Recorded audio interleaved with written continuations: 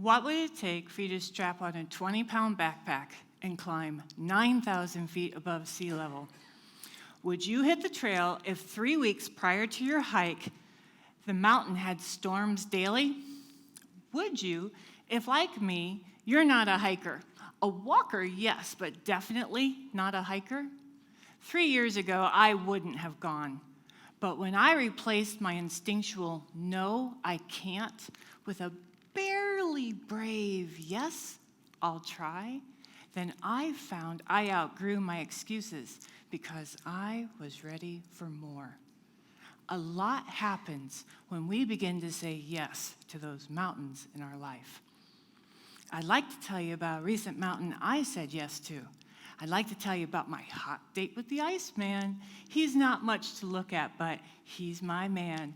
Ötzi, the Iceman, murdered and frozen 5,000 years ago. He's the oldest code case and the main character in my novel, Iceman Awakens. Ötzi challenged me to put on this backpack and go hiking in the Alps. How did he do that? Well, how does this guy continue to show up in the news over 30 years after his discovery? He's full of secrets. 5,000 years ago, his life ended in a seemingly insignificant manner. His impact, however, tells a much different tale of a mountain legacy. Here's my top 5 impacts I like about Ötzi. Number 5, he taught us the copper era began 1,000 years before we originally thought. He literally moved the timeline 1,000 years earlier. Number 4, he showed us fashion from his day. You can see alternating goat and sheep hides held together with skilled stitches, unlike the mended tears in the bottom of his coat. This indicates that artisans had a role in Ötzi's society and that Ötzi couldn't sew. Number 3, the 75 varieties of mosses, rich in fiber and carbs, in and on his body, united botany with archaeology to map out his last 30 hours up the mountain. Fathom that, what he ate 5,000 years ago is traceable due to the lifespan of moss and the location of different species of moss on the face of the slope. Weighing in at number 2, it took 100 pounds of malachite to extract enough copper ore to pour his copper axe, which was traced back to southern Tuscany. He lived and was murdered 350 miles away from the copper mines, indicating the trade routes were open. 5,000 years ago, people were moving, people were talking, and business was booming. Number 1, and my personal favorite, he showed us we didn't need to clack rocks or rub sticks together to make fire. He used fresh maple leaves wrapped around embers, and he transported them in birch bark containers. He had ancient fire starters. So many secrets contained within Ötzi have challenged science with his discovery. They reveal the advanced state of his people, yet they are simply facts. Knowledge by itself is not enough of a motivator. As a teacher of 21 years, I know that. Aside from me geeking out up here about how fascinating his discoveries are, those facts are not enough to get me a strap on this backpack and face my fears. So, what was it? Ötzi's story was not the story I wanted to write. I wanted to write a story about women, about motherhood. I was going through some things with my own mother who had passed away when I was 23. The harder I tried, the worse my writing got. I was in the way. So I did what any writer would do. I procrastinated. I procrastinated for 12 years, telling people, yes, I was writing a story, but not really pursuing the pages. Finally, the frustration was such that I ran from a female character to the farthest thing from me, this short frozen dead guy. I mean, he was murdered. So even better, I could try writing a murder mystery and no one could tell me I was wrong. 5,000 years ago, who knows what really happened? Ötzi's humble end, however, a life that ended with him frozen in a glacier, waited to be revealed, waited to be listened to.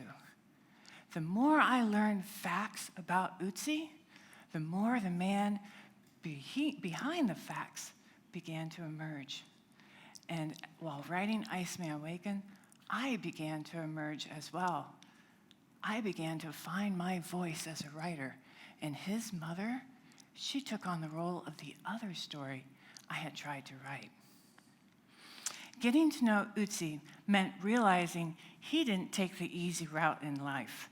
His last decision, his last yes to the mountain, took him up a very rigorous path. Beginning in the tree line, he veered far left out of his way, going up a rougher path to the highest peak of the Finalist, where he took a shortcut through a gully that would have connected him to the path I ascended from the other side. His resilience inspired me to stop saying easy yes to somebody else's goals and begin saying the harder yes to my own. Harder because if the goal is mine, then the failure is mine as well. To get to a deeper sense of purpose within yes, I had to first say no.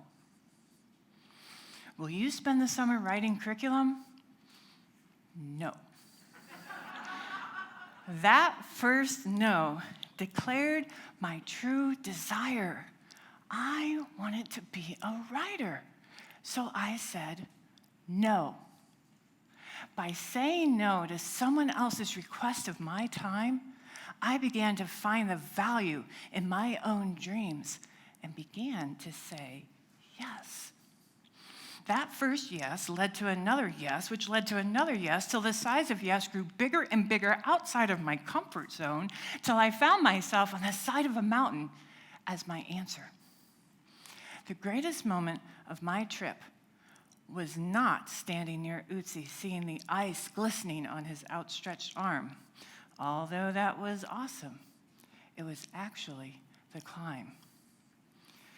The idea of me crossing the Alps with nothing more than my backpack scared me. I'm not athletic, and the highest mountain nearest us is only a third the height of the Similon Mountains. Oh yeah, I was scared. But I had a date with the Iceman over that mountain, so up I went. Our hike began a little after 8 a.m. on July 24th in a slight rain. By 10 a.m., we were quite wet.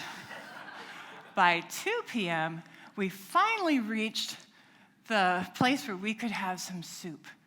We still had 2 hours to go and the hardest part of the slope. We came to a split in the path. To the right, we would go see where Ötzi was murdered. To the left, we would head to the Similon Huta. After being wet most of the day, we opted to head to the Huta. We said no temporarily to going to see where Ötzi was found. Going there would have added an hour to our hike, so we decided to focus on getting up the mountain. With an hour and a half left to go, the incline intensified, and so did the rain, which was joined by wind. With thunder overhead, I felt the fury of the mountain.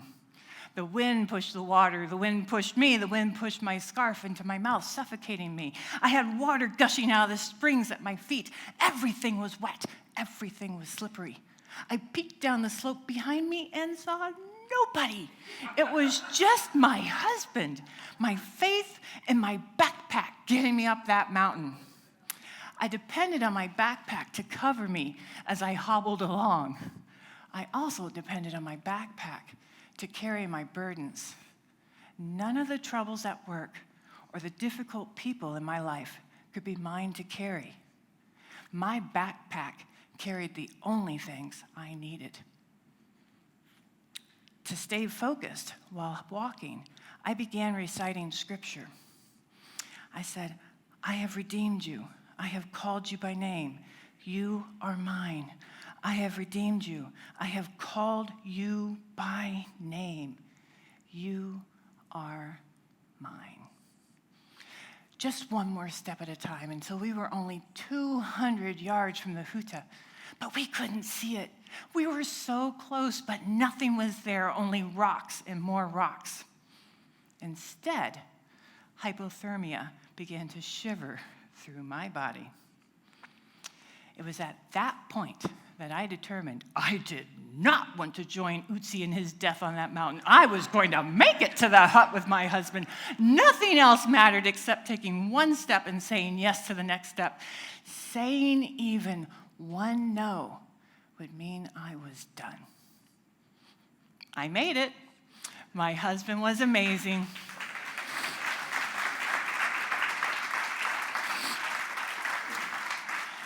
We did it together because I didn't have the luxury to say no. I didn't have the luxury to say, I can't. I could only say yes and take the next step. Unfortunately, we never made it to the spot where Ötzi was found. But no regrets. I climbed my mountain, didn't die on it, and I made it in time for my hot date with the Iceman. I've been on the summit, but I haven't made it to the top yet. Just one more yes at a time. So I ask you, what's that mountain in your life asking you to say yes to? Thank you.